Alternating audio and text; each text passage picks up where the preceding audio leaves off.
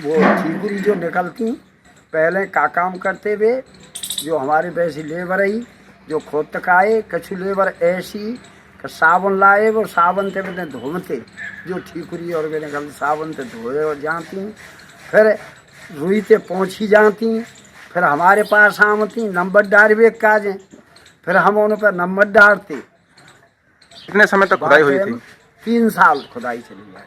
तो खुदाई में क्या क्या निकला था यहाँ पे? खुदाई में एक मूर्ति निकली, बात अजायब घर में ले गई, और जितने को बड़ी ठीकुरी चलम बड़ी और वे मूर्तियाँ और छोटी छोटी मूर्तियाँ, एक बड़ी यक्ष की प्रतिभा आई, वो तो अजायब घर में रखे थे, और बाड़वा की चीजें सब ये ले गए। भरतपुर जिले का जो नौहों गांव है उसमें भारतीय पुरातत्व विभाग और राजस्थान के पुरातत्व विभाग ने खुदाई करके बहुत ऐतिहासिक जो है सामग्री उसमें बरामद की थी। महाभारत कालीन, कुषाण कालीन और जो है वैदिक सभ्यताओं के भी कई बहुत सारे अवशेष मिले। जो मांडा का जो काम है जो बर्तनों पर होता है, उस नौहों की जो खुदाई हुई, उत्खनन हुआ, उससे एक बात बहुत उभर के आई कि 12 शताब्दी से पूर्व भी जो है लोहे का आविष्कार था। तो जो सामग्री मिली उसमें यह है कि लोहे का उपयोग हथियार के रूप में, घरेलू और कोई उपकरणों के रूप में वहाँ लोहे का हुआ करता था। दूसरा, कपड़े का भी जो चित्रण उन पर मिला है, सरोकों पर, सरैयाओं पर और ढक्कनों पर और बर्तनों पर जो हुआ है वो भी उसमें ऐतिहासिक है।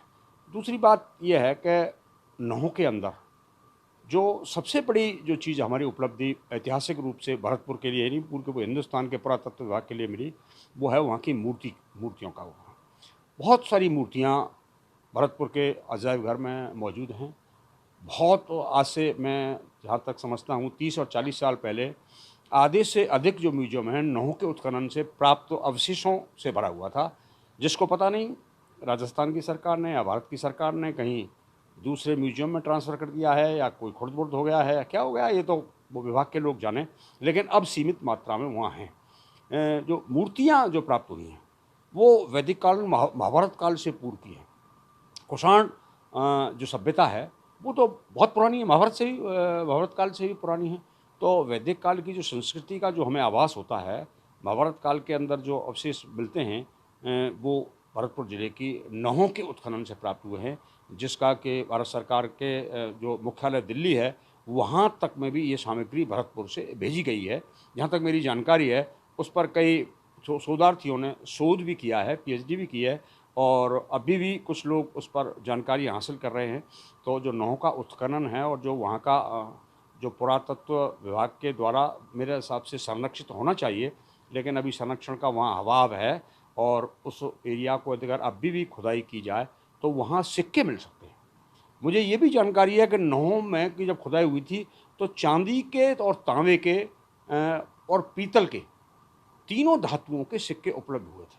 और मैं निश्चित रूप से कह सकता हूँ, दावे के साथ कह सकता हूँ कि मैंने वो सिक्के भरतपुर के म्यूजियम में जो ऊपर की वो है जहाँ हथियारों का वो है वहाँ पर रखे हुए देखे थे आज से 30-40 साल पहले, लेकिन पता नहीं अब है या नहीं, ये तो मेरी ज़्यादा जानकारी में नहीं क्योंकि मैंने फ़िलहाल उसको देखा नहीं है।